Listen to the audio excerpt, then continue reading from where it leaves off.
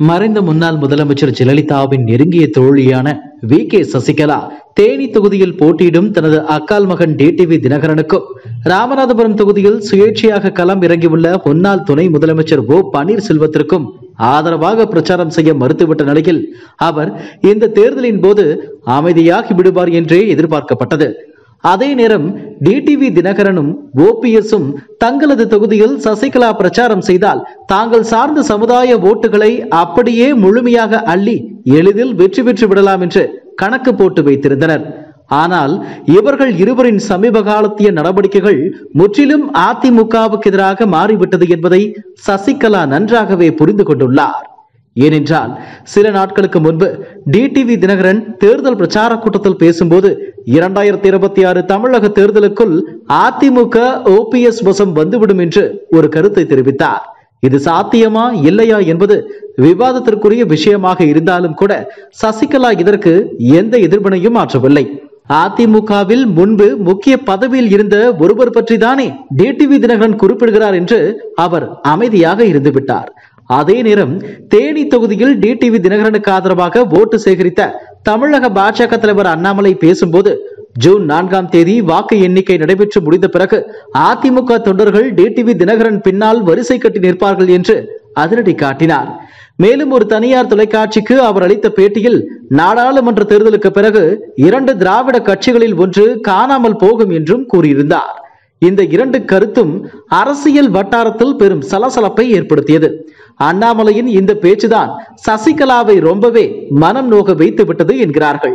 ஏற்கனவே அதிமுகவை தன் கட்டுப்பாட்டுக்குள் கொண்டு வந்து அக்கட்சியை தமிழகத்தில் இருந்து அகற்றிவிட வேண்டும் என்று கங்கணம் கட்டிக்கொண்டு செயல்பட்டு வரும் டெல்லி பாஜக மேலிடம் சொல்லித்தான் இதை அண்ணாமலை பேசி இருப்பாரோ என்று சசிகலா உறுதியாக நம்புவதற்கு வாய்ப்பும் உள்ளது. தவிர டிடிவி தினகரனையும் ஓபிஎஸ்ஐயும் அண்ணாமலை காமெடி நடிகர்கள் போல ஆக்கிவிட்டார். அவர் அளவுக்கு மீறி அதிமுகவின் உட்கட்சி விவகாரங்களில் தலையிடுகிறார். மத்தியில் பாஜக ஆட்சியில் இருப்பதாலும் அடுத்து அமையப் போவதும் பாஜக ஆட்சிதான் என்று கூறப்படுவதாலும் தொடர்ந்து மிரட்டல் விடுப்பது போல் ஆணவமாக பேசுகிறார் என்ற வருத்தம் சசிகலாவுக்கு ஏற்பட்டுள்ளதையும் உணர முடிகிறது. அதனால் தற்போது எடப்பாடி பழனிசாமி தலைமையில் உள்ள அதிமுக பாராட்டும் விதமாகவே செயல்படுகிறது. அது தொடரட்டும் என்பதை சுட்டிக்காட்டும் விதமாக தனது கட்டுப்பாட்டில் இருக்கும் நமது எம்ஜிஆர் நாளிதழ் தலையங்கத்தில் அதிரடியாக சில கருத்துக்களை சசிகலா பதிவு செய்திருக்கிறார். கழக தொண்டர்கள் அனைவருக்கும் இன்றைக்கும் நான் சொல்லிக் கொள்ள விரும்புவது ஒன்றுதான். அதாவது இயக்கம் அழிந்தாலும் பரவாயில்லை, எப்படியாவது பதவிகளை தட்டி பறிக்க வேண்டும் என்று தாண்டி குதிப்பவர்களை எண்ணி யாரும் சிறிதும் கவலைப்படாதீர்கள். அவர்கள் எண்ணம் தவறானது, இயக்கத்திற்கு எதிரானது என்பது வெளிப்படுகின்ற காலம் வந்துவிட்டது. உண்மையான கழக தொண்டர்களின் பேராதரவோடு நம் இயக்கம் சீரோடும் சிறப்போடும் செழிக்கிறது. இதை யாராலும் தடுக்க முடியாது. அதே போன்று இன்னும் பல 100 ஆண்டுகள் ஆனாலும் இந்த இயக்க மக்களுக்காகவே இயங்கும் என்று சூளுரைத்த நம் புரட்சி தலைவி அம்மா அவர்களின் எண்ணமும் நிச்சயம் ஈடேறும் என்று அந்த தலையங்கத்தில் சசிகலா குறிப்பிட்டிருக்கிறார். அவருடைய இந்த கருத்துக்கள் தமிழக அரசியல் வட்டாரத்தில் பெரும் புயலை கிளப்பிவிட்டிருக்கிறது. சசிகலாவின் தலையங்கத்தில் 2 விஷயங்களை கூர்ந்து கவனிக்க வேண்டும்.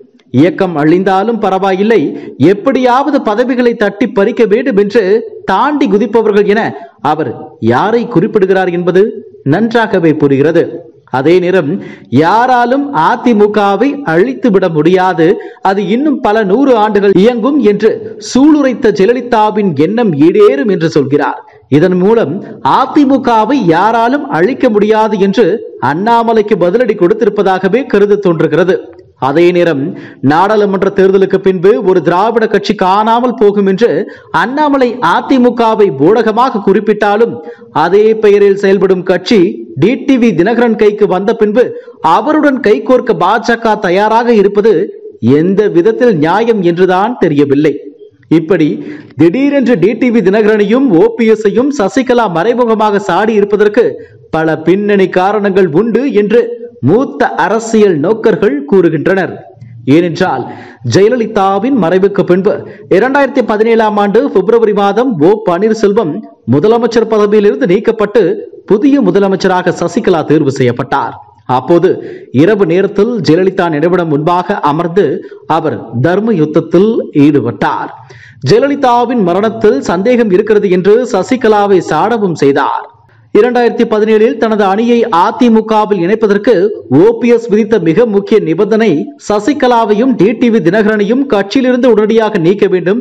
சசிகலா குடும்பம் அதிமுகவில் இருக்கும் வரை இணைப்பு என்பது சாத்தியமில்லை. கட்சியில் ஒருங்கிணைப்பாளர், இணை ஒருங்கிணைப்பாளர் பதவிகளை உருவாக்கி அதில் தன்னை ஒருங்கிணைப்பாளராக நியமிக்க வேண்டும் என்று டெல்லி பாஜக மூலம் வலியுறுத்தினார்.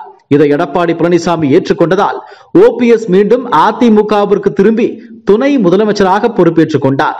இவற்றையெல்லாம் சசிகலா இன்றளவும் மறக்காமல் அப்படியே மனதில் வைத்துள்ளார். அதனால்தான் ஓபிஎஸ் தன்னை பலமுறை சந்திக்க முயன்ற போதும் அதை தவிர்த்து விட்டார். அதே போல சிறைக்கு செல்லும் முன்பாக அதிமுகவின் துணை பொதுச் செயலாளராக டிடிவி தினகரனை நியமித்துவிட்டு கட்சியை கவனமாக பார்த்துக் கொள் என்று கூறியதையும் மீறி எடப்பாடி பழனிசாமி தலைமையிலான அதிமுக அரசை கவிழ்க்க முயன்றதையும் அவர் தனி கட்சி தொடங்கியதையும் சசிகலா ஏற்கவில்லை. இப்படி கட்சிக்குள் ஏற்பட்ட பல்வேறு குழப்பங்களுக்கு முக்கிய காரணமே டிடிவி தினகரனும் ஓ பன்னீர்செல்வமும் தான். இவர்கள் இருவரின் கைகளிலும் அதிமுக சென்றால் 2026 தமிழக தேர்தலில் நிச்சயம் பாஜகவுடன் தான் கூட்டணி அமைத்து போட்டியிடுவார்கள். அப்போது பாஜகவின் தலைமையை ஏற்றுக்கொண்டு அக்கட்சி 50 இடங்களை கொடுத்தாலும் கூட அதை மனமகிழ்ச்சியுடன் பெற்றுக்கொள்ள டிடிவி தினகரனும் ஓபிஎஸும் சம்மதித்து விடுவார்கள்.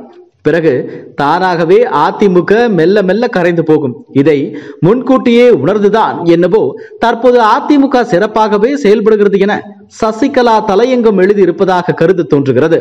தமிழகத்தில் நாடாளுமன்ற தேர்தல் வருகிற 19ஆம் தேதி நடைபெற இருக்கும் நிலையில் சசிகலா எழுதியுள்ள திடீர் தலையங்கம் டிடிவி தினகரனுக்கும் ஓபிஎஸ்க்கும் அவர்கள் போட்டியிடும் தொகுதிகளில் கணிசமான அளவில் வாக்கு இழப்பை ஏற்படுத்தும் அபாயமும் உள்ளது.